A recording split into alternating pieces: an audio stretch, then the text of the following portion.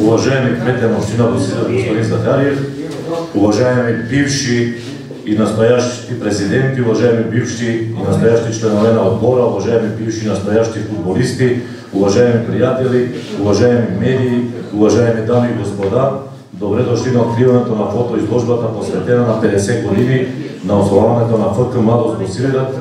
Организатори на днешното събитие са ФК Младост Босилеград, арт-галерия от патронаж на община Босилеград. В началото на 20 век, както в Сърбия, така и в България, се развиват така наречените соколски или юнашки движения, в рамките на които младите хора се занимават с спорт. Соколците и юнаците често са се посещавали и състезавали помежду си, но за съжаление не е известно в кои спортове, освен гимнастиката, включително и дали са играли футбол. Босилеград за първ път се запознава с футбола през далечната 1928 година, когато нашият съгражданин Янко Шипев донася първата кожна топка, която не слага като сувенир на гардероба, а дава я на приятелите си, интересуващите се от новата игра. По-късно Босилеград се оказва като изключително плодородна почва за този вид на спорт. В началото на 50-те години на миналия век, по-точно 1952 година, Жика Йованович идва на работа в Босилеград и забелязва, че младите хора нямат много разнообразие. Един ден през пролета на 1953 година, докато се завръща в полето, забелязва, че между училището и река Драговищица има голяма неизползвана площ, незасадена и обрасла в търни. Той веднага събира младежите, за да разчистят тази площ, която скоро беше превърната в спортно игрище. Скоро започнали да играят и мачове, а Жика Йованович сформирали футболен отбор, наречен Единство, и става негов треньор. Отборът не се състезава в официална лига, но играе много приятелски мачове с отбори от околността, като Печалбар от Округлица, Динамо от Враня, Радник от Сурдулица и с войската. По това време Босилеград имало около 3000 войници. Съдии на срещите били Жика Йованович и Милан Николов Стоименов или Милан Самарджийски. А в състава на Единство са били Боян Радованов Тутулеята, Милан Васев или Милан от Радинци, Томислав Николов, Томош Умаро, Миомир Иванов, Мичо Слободин, Стеван Гергинов, Стеван Диманин, Павле Филипович или Павле командир на милицията, Васил Василев Мицката, Ядланович, Стоян Стоянов или Цоле Бояджиски, Глигор Глигоров или Гишо, Васил Божилов, Васил от Мусуль, Ристе от Райчиловци, Радко Димитров, Стоян Захариев, Стеван Роглята, Алекса Стаменов, Драган Петаков, Любен Менчико и Асен Божилов Шишко. По-късно за Единство още играят Никола Тодоров Корчо, Христоф Остадинов, Захари Станчев, Стоян Стоянов, Братислав Котев Бока, Борис Георгиев Суре, Васил Такев Николов, Василия Йосифов, Радес Дойков Джеко, Радомир Йоич, Томислав Ковач и Васил Христов. Единство съществува до 1962 година. След това се сформират два отбора за футбол на малки врати, говедаре и яжляци, които редовно играят мачове всяка събота в училищния двор, близо до големия бор, който е представлявал свещено дърво за жителите на Босилеград. Мачовете са си играли в селата най-често по повод празници или понекога по време на училищни ваканции, където са се състезавали младежи и деца от Босилеград и от околните села. През този период средното икономическо училище също има свой отбор, наречен СЕШ. Тогава се ражда идеята за организиране на пръв турнир, който е реализиран с 4 отбора. Вашаш с капитан Асен Стойнев, Болоня с капитан Васил Такев, Ювентус с капитан Никола Тодоров и Левски с капитан Васил Йосифов.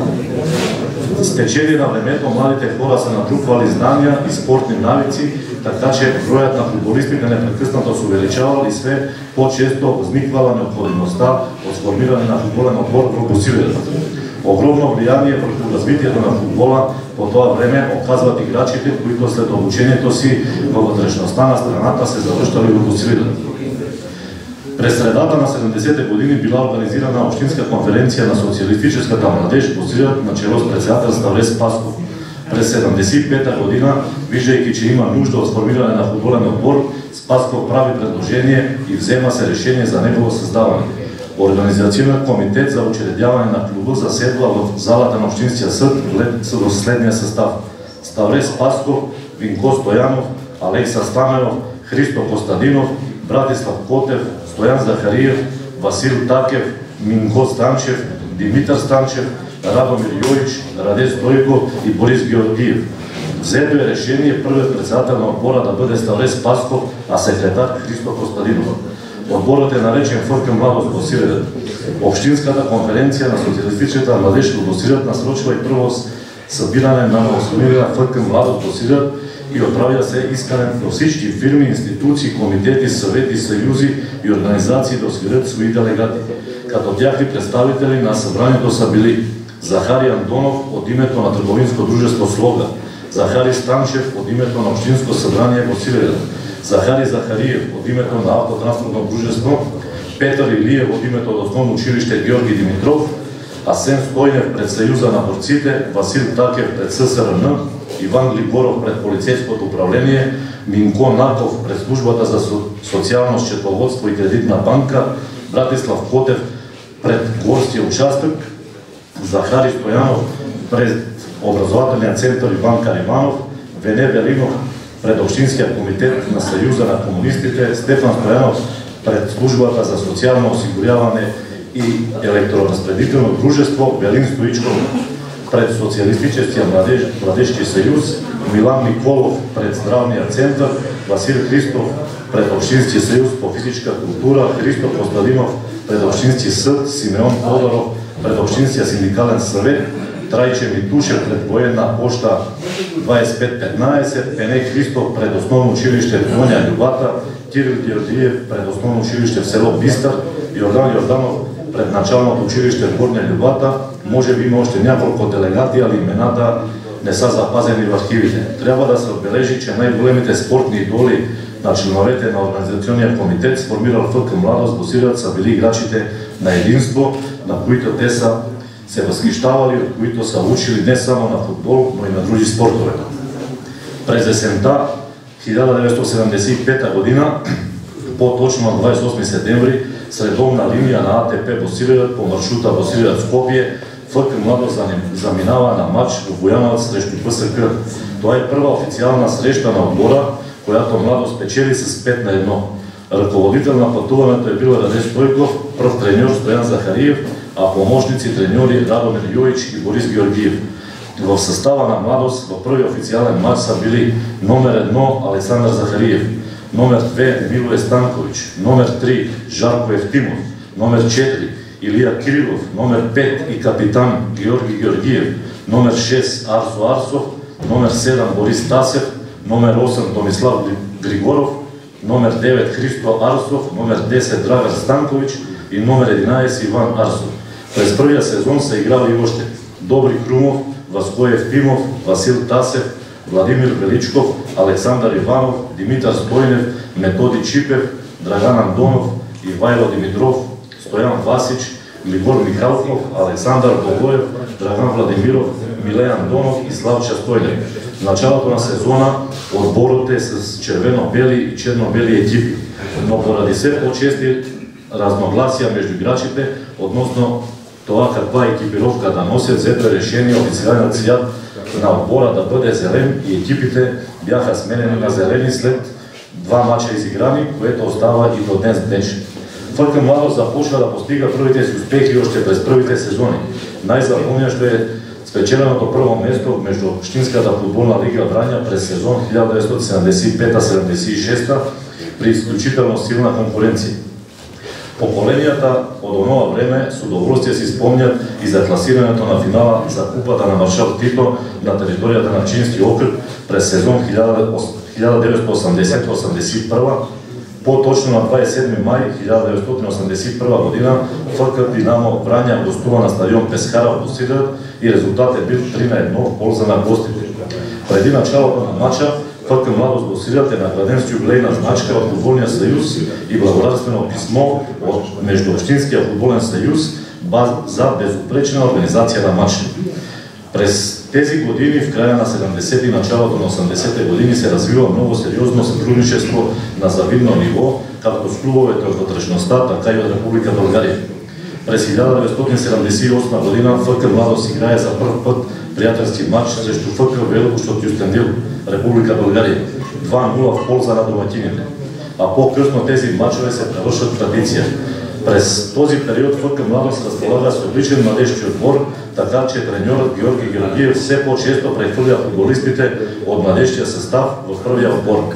Трябва да се спомене, че младежкият състав на Младост играе на финала за купата през 1982 година, точно като по-възрастните им съотборници в предходната година срещу ФК Динамо от Враня.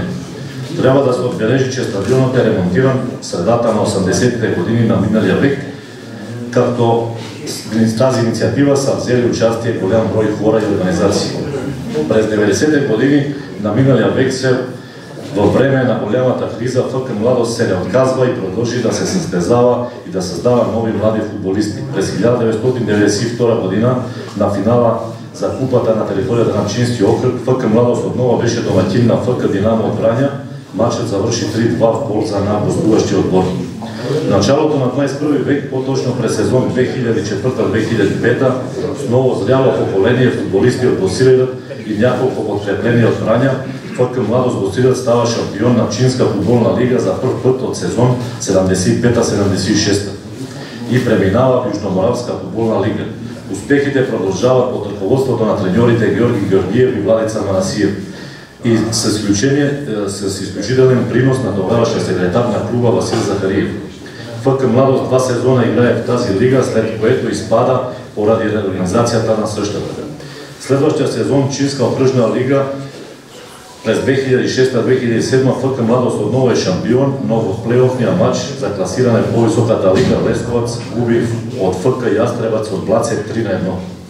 През същата година нашия отбор за първ път печели купата на Пчински окръг, побеждавайки ФК Горанска баня след изпълнение на Дуспи. Следващият съперник на финала за купата на Пчинско-Явранишки окръг беше ФК Дълбочица от Лесковец. Младост също завоюва победа след изпълнението на Дуспи, тъй като в редовното си време срещата завърши наравно 2-2. На финала за територията за регион на Източна Сърбия нашият отбор отстъпи на Пескара в Босилеград с 3-0 срещу ОФК Синджелич, който тогава се състезаваше в Сръбска лига и след това време той се изправи срещу ФК Бежания от Белград, който беше по това време стабилен член на Суперлига на Сърбия. Това постижение се смята за един от най-големите успехи в историята на ФК Младост. През сезон 2008-2009 ФК Младост отново е шампион на Пчинска футболна лига и се класира за Нишка футболна зона, след като в Ниш печели 6-0 полуфиналия плейоф срещу ФК Драгуня от Блацев. На финала триумфира срещу ФК Лужница от Бабушница след Дуспи. В редовното време финалният сблъсък завърши наравно 1-1. На 20 май 2008 година ФК Младост и още 3 клуба основават спортно дружество Младост Босилеград, в рамките на което продължава да бележи значителни резултати. Заслужава си да се спомене и това, че през април 2012 година пионерите на Младост изиграха приятелски матч на помощното игрище на стадион Маракана в Белград срещу тогавашния шампион на тази възрастова група ФК Цървена звезда от Белград. Матчът завърши с резултат 6-2 в полза на домакините. 2018 година под ръководство на старшия треньор Владица Манасиев ФК Младост отново става шампион на Пчинска футболна лига и играе бараж срещу ФК Глама от Моретище на стадион ФК Синджелич в Ниш. След регуларните 2-2 ФК Младост печели матча на Дуспи и 2 сезона играе в Нишка зона Юг. 2015 и 2025 по повод 40-50 години от основаването на нашия отбор Босилеград гостуваха и ветераните на ФК Цървена звезда от Белград. Днес ФК Младост разполага с изключително перспективен млад отбор, подкрепен от няколко вече утвърдени футболисти, от които се очакват ценни резултати в близко бъдеще. Сътрудничеството между ФК Младост и клубове в Република България започна в края на 70-те години, достига своя върх през последните 10 години, като се установи братска връзка с много клубове чрез редовното организиране на приятелски мачове.